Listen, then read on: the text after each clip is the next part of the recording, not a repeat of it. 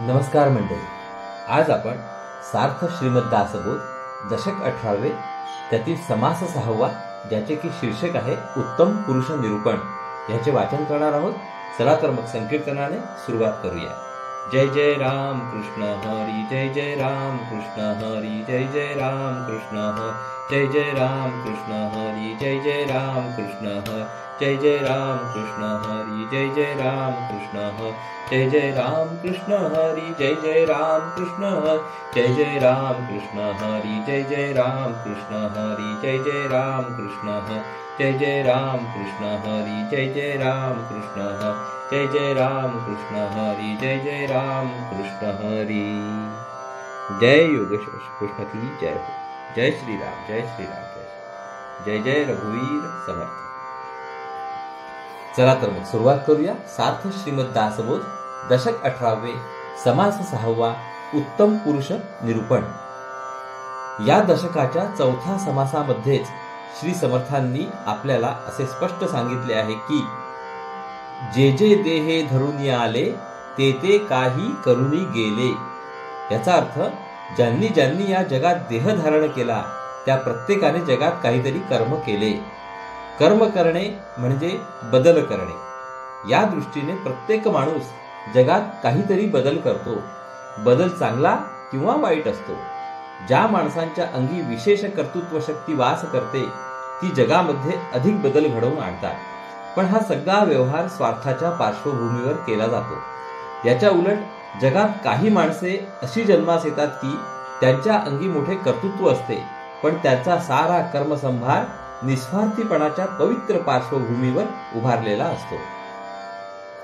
श्री समर्थांचे म्हणणे असे की असली माणसे ईश्वरी कृपेला पात्र झालेली असतात. ईश्वरी शक्ती त्यांच्या मागे रक्षणार्थ सदैव सिद्ध असते. त्यांच्या हातून घडणारे कार्य ईश्वरी कार्य असते. प्रत्येक समाजामध्ये प्रत्येक शतकामध्ये मानवी जीवनाच्या भिन्न भिन्न क्षेत्रात असली माणसे निर्माण होत असतात. श्री समर्थांच्या काळी भारतीय हिंदू समाजात शिवाजी राजा असा पुरुष होऊन गेला. त्यांचे शब्दचित्र या समासामध्ये आढळते. शिवाजी महाराज काही आत्मज्ञानी अथवा ब्रह्मज्ञानी संत नव्हते, परंतु सर्वभूत हिते रताहा किंवा बहुजन हिताय बहुजन सुखाय च हे त्यांचे ब्रीद होते. अशा माणसाच्या हातून मोठी भव्य व अद्भुत कामगिरी पार पडते. त्यांच्या जीवनात पदोपदी नाट्य प्रसंग उद्भवतात व त्याच्यातून ईश्वरी कृपेने ते सही सलामत पार पडतात. त्यांचा प्रभाव समाजाच्या सर्व अंगांवर पडतो. त्यामुळे समाजाच्या जीवन पद्धतीत आमूलाग्र बदल होतो. नवीन मूल्ये, नवीन ध्येये, नवे कर्तृत्व, साहस उदयास येतात. समाज गतिमान होतो. श्री समर्थ यास धर्मस्थापना असे नाव देतात. अशा प्रकारची धर्मस्थापना करणारा पुरुष सतत परोपकार करतो, पुष्कळ लोकांना सांभाळतो, पुष्कळ लोकांना आधार देतो. असे पुरुष पूर्वी झाले, आता आहेत व पुढे होणार आहेत. चला तर मग आता ओवी वाचनाला सुरुवात करूया. दशक 18 समास 6 उत्तम पुरुष निरूपण. श्रीराम, जय जय रघुवीर समर्थ. माणसाला शरीराचे व मनाचे अशी 2 जीवने असतात. शरीर वस्त्रादिकांनी सुंदर केले जाते तर मन विवेकाने आणि चातुर्याने सुशोभित केले जाते. मनाच्या शोभिवंतपणाला अधिक महत्व आहे. नाना वस्त्रे नाना भूषणे येणे शरीर शृंगारणे विवेके विचारे राजकारणे अंतर शृंगारिजे. अनेक प्रकारची वस्त्रे आणि भूषणे यांनी शरीर शोभिवंत केले जाते. विवेक, विचार आणि राजकारण यांनी अंतर्याम शोभिवंत केले जाते. शरीर सुंदर सतेज वस्त्रे भूषणे केले सज्ज अंतरी नसता चातुर्य बीज कदापि शोभा न पवे. समजा एखाद्याचे शरीर मोठे सुंदर आणि सतेज आहे, शिवाय चांगल्या वस्त्रांनी आणि भूषणांनी ते शृंगारले तरी पण अंतर्यामी चतुरपणा नसेल तर ते काही शोभत नाही. जो माणूस तोंडाळ आहे, कठोरवचनी आहे, अभिमानी व शीघ्रकोपी आहे, दुष्ट व विश्वासघातकी आहे, तो पापी व लहरी राक्षसच समजावा.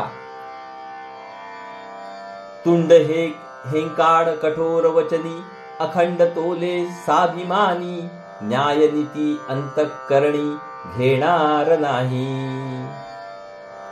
तोंडा हेकट स्वभावाचा आणि कठोर शब्द बोलणारा माणूस निरंतर अभिमानाच्या मदाने जणू काय डुलत असतो. तो आपल्या मनात न्याय नीतीचा विचार आणीत नाही. तऱ्हे शीघ्र कोपी सदा कदापि न धरी मर्यादा राजकारण संवादा मिळवूनची नेणे. तो मोठा तरेभाईक असून नेहमी शीघ्रकोपी असतो. कधीही कोणाची मर्यादा ठेवीत नाही. राजकारणामध्ये जुळवून घ्यायला तो कधीच तयार होत नाही. ऐसे लौंद बेईमानी कदापि सत्य नाही वचनी पापी अपस्मारजनी राक्षेस जाणावे. असा दुष्ट माणूस बेईमानी किंवा बेभरवशाचा असतो. त्याच्या बोलण्यात कधीही खरेपणा नसतो. अशी लहरी व पापी माणसे समाजामधील राक्षस समजावे. राजकारणामध्ये सर्व प्रसंग सारखे नसतात. तेथे एकच नियम चालणार नाही. अति सर्वत्र वर्जावे. फार आग्रह धरू नये. आपल्यावर तुळजाभवानीची कृपादृष्टी आहे तरी विचाराने कार्य करावे. नेहमी सावधान राहावे. आपल्यावर निष्ठा असणाऱ्या लोकांना सांभाळावे. दुर्जनांचे बंड फार दिवस माजले आहे म्हणून आपण खबरदारीने असावे. समयासारिखा समयो येना नेम सहसा चालेना नेम धरिता राजकारणा अंतर पडे. वेळ सदैव सारखी नसते. यासाठी एकच नियम सतत चालू शकत नाही. नियम चालवण्याचा आग्रह धरला तर राजकारणामध्ये अडचणी येतात. अति सर्वत्र वर्जावे प्रसंग पाहोन चालावे हट निग्रही न पडावे विवेकी पुरुषे. कोणत्याही गोष्टीमध्ये अतिवर्ज करावे. जसा प्रसंग असेल तसे वागावे. विचारवंत पुरुषाने हट्टीपणाने उगाच आग्रह धरून बसू नये. बहुतची करिता हट तेथे येऊन पडिले तट कोणी एकाचा सेवट झाला पाहिजे. एखाद्या गोष्टीचा फार हट्ट धरला तर आपसात फूट पडते. त्यामुळे दोन अगर अधिक पक्ष निर्माण होतात. अशा परिस्थितीमध्ये कोणत्या तरी एका पक्षाचा शेवट व्हावा लागतो.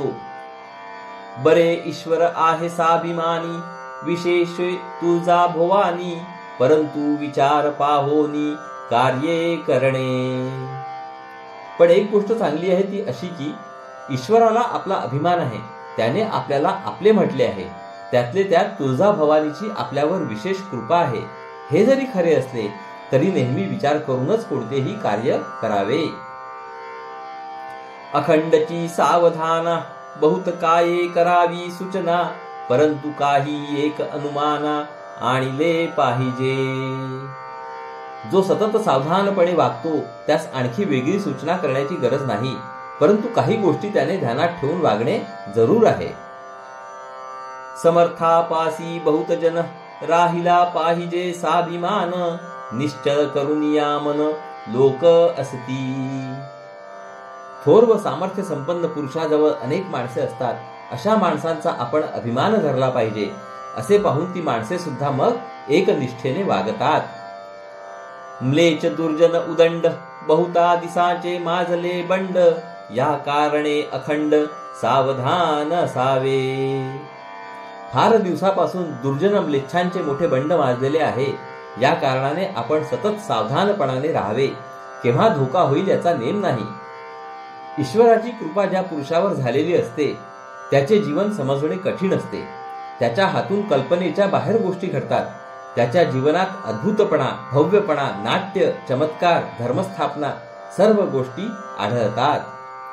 सकळ करता तो ईश्वरू तेणे केला अंगीकारू तया पुरुषाचा विचारू विरुळा जाणे.